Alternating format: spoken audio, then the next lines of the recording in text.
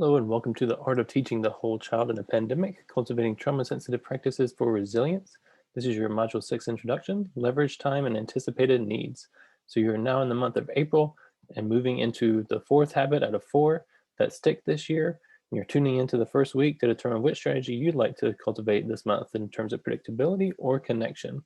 So you're tuning in right here in week 1 and considering the two options of leverage time or anticipated needs. So I'm going to give you a little introduction to these two ideas and how we can move towards them and out of those pits with 3 or more routines for each side, each strategy that you could build into your day as a habit to build and address the pandemic situation that we're facing with the unpredictability and disconnection that we're unfortunately experiencing and building more peaks of predictability and connection where students know what activities to expect, how long they take, how and how often they participate, as well as building mostly positive interactions, cooperative student participation, common language for expectations, and calmly handling a conflict. So whether you're in person, in hybrid, or remote learning right now, the good news is that research shows us that our effective transition practices and layered help routines can really maximize our instructional time and leverage how much time we can get out of the day and get away from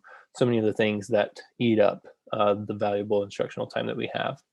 And the other good news is that we have research showing us that tending to students' basic cognitive and physical needs can really foster their engagement and sense of belonging in our classrooms.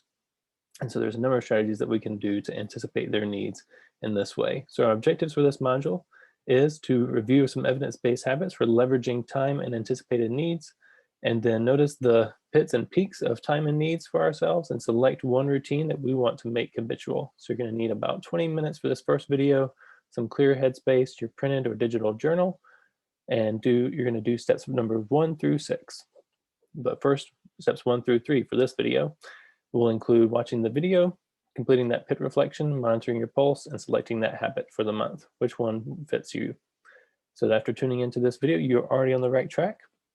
I encourage you to take notes as you follow along, being prepared to choose, is it leverage time or anticipated needs for you this month? Which strategy, which group of routines do you think would be most helpful for navigating the month of April for you? The first one that you're considering is leverage time, and you're probably wondering, what are we talking about here? This is a reminder that, of the school day that we have, the instructional time that we have scheduled time, and then within that is the time that we spend teaching, the time that students are engaged, and then ultimately when there's academic engaged time, which is when learning happens, right? But unfortunately, research shows us that only about 38% of the day ends up being in this zone, and two of the biggest barriers and obstacles to this is transition time and students waiting for help. And so what that can look like is transitions taking longer than you would like because students get easily distracted by each other. And so it prolongs that transition. Or students often ask for you to repeat the directions, they forget what they need, they ask for help immediately, they lose instructional time because they quickly ask for help instead of trying. So they're immediately hands are going up, or you've got a whole number of 10 hands going up waiting for your help, and you can't get to them all. And so they're waiting around for that help as you get to them.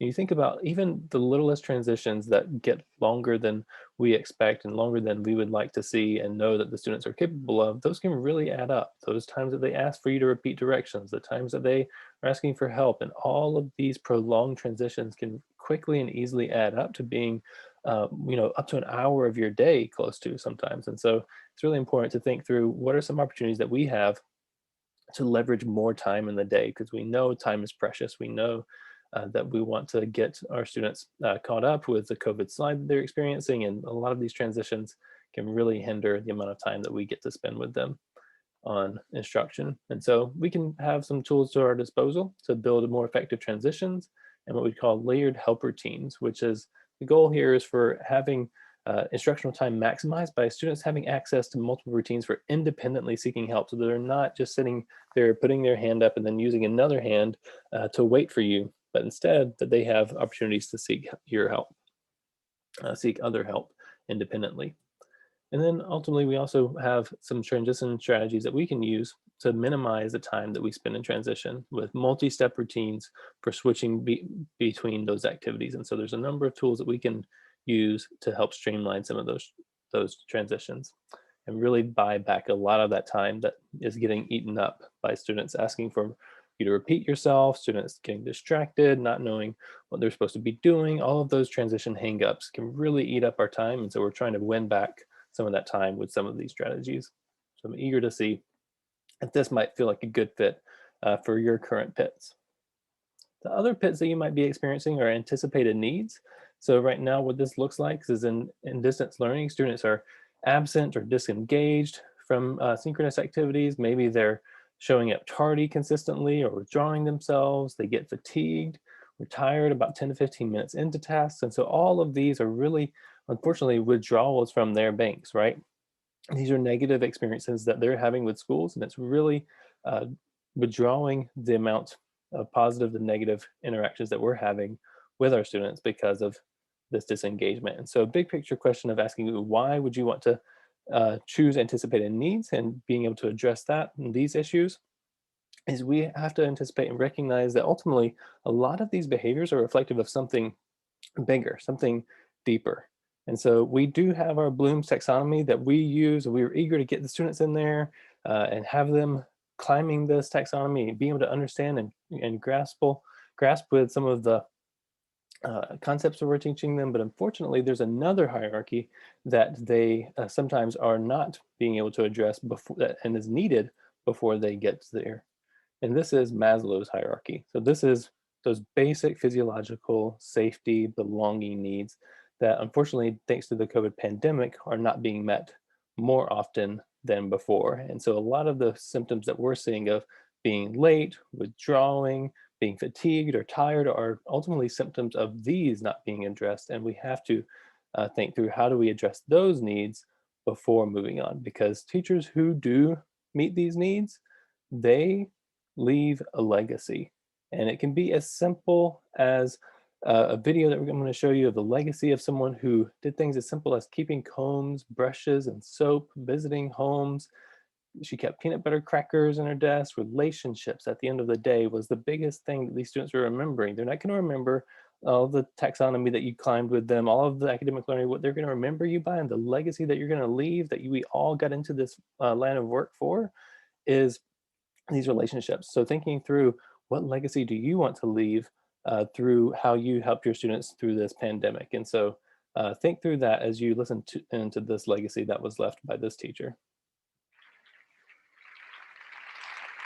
4 years, I watched my mother take the time at recess to review, go on home visits in the afternoon, buy combs and brushes and peanut butter and crackers to put in her desk drawer for kids that needed to eat, and a washcloth and some soap for the kids who didn't smell so good. See, it's hard to teach kids who stink. And kids can be cruel. And so she kept those things in her desk, and years later, after she retired, I watched some of those same kids come through and say to her, you know, Miss Walker, you made a difference in my life. You made it work for me. You made me feel like I was somebody when I knew at the bottom I wasn't. And I want you to just see what I've become. And when my mama died 2 years ago at 92, there were so many former students at her funeral. It brought tears to my eyes, not because she was gone, but because she left a legacy of relationships that could never disappear. Can we stand to have more relationships? Absolutely. Will you like all your children? Of course not. And you know your toughest kids are never absent. Never. You won't like them all, and the tough ones show up for a reason. It's the connection, it's the relationships. And while you won't like them all, the key is they can never, ever know. So teachers become great actors and great actresses, and we come to work when we don't feel like it, and we listen to policy that doesn't make sense, and we teach anyway. We teach anyway because that's what we do. Teaching and learning should bring joy. How powerful would our world be if we had kids who were not afraid to take risks, who were not afraid to think, and who had a champion? Every child deserves a champion, an adult who will never give up on them, who understands the power of connection and insists that they become the best that they can possibly be. Is this job tough? You betcha. Oh God, you betcha. But it is not impossible. We can do this. We're educators. We're born to make a difference. Thank you so much.